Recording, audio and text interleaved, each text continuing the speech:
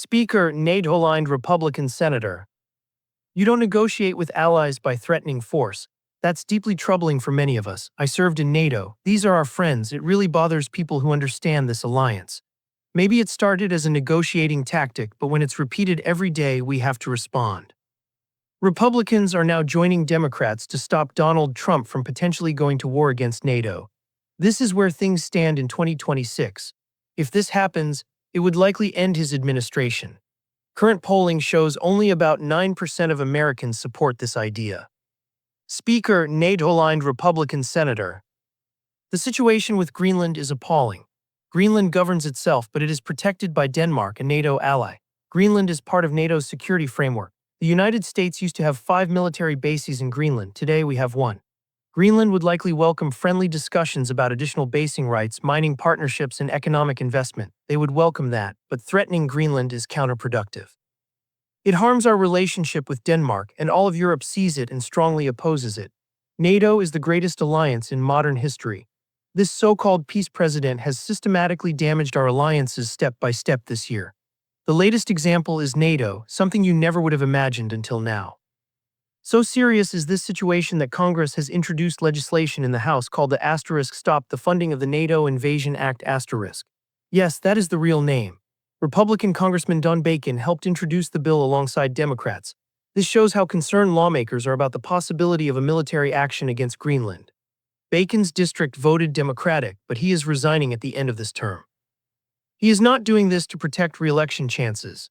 He is doing it because his constituents, like most Americans, do not want a war with NATO. This House bill takes a different approach than the Senate. The Senate is working on legislation to restrict unauthorized military action in Venezuela. The House bill instead targets funding. It states that no federal money can be used for any military action in Greenland. If this passes, even if the president attempted to act without approval, it would automatically be illegal to use federal funds. That makes enforcement much easier. The bill also makes it explicit that any military officer who follows an order to invade Greenland would be carrying out an unlawful order.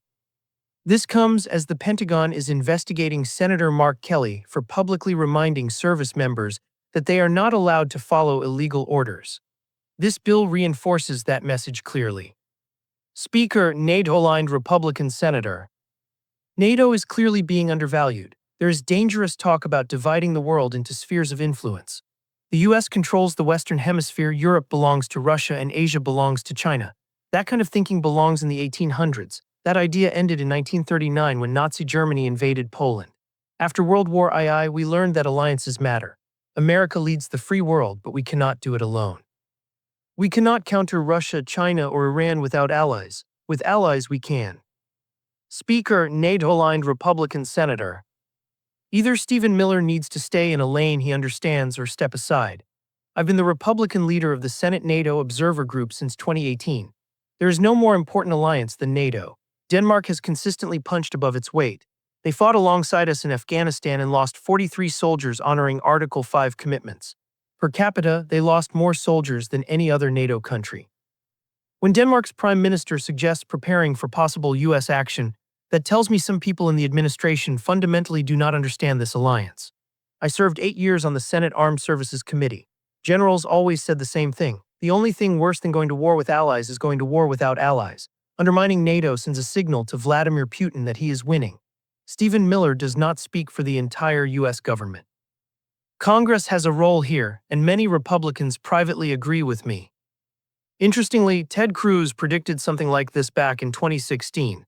At the time, he warned that Trump's temperament was dangerous. Archive clip Ted Cruz 2016. I don't know anyone comfortable with someone like this having their finger on the button. We could wake up one morning and find out Donald Trump nuked Denmark. That is not the temperament of a leader. Fast forward to today, and Cruz has changed his position. Speaker Ted Cruz 2026. Canada, Panama, and Greenland are on a continuum. Canada becoming the 51st state is obviously trolling. Greenland is different. Its Arctic location is strategically critical. Any future conflict with Russia or China would involve missile paths over the Arctic. Greenland also has vast rare earth resources essential for semiconductors, electronics, and military equipment. But Greenland is not for sale. Speaker Ted Cruz. Anything is not for sale until it suddenly is. Denmark controls Greenland, but if you are a Greenlander, becoming an American territory could be very appealing. The benefits would be significant.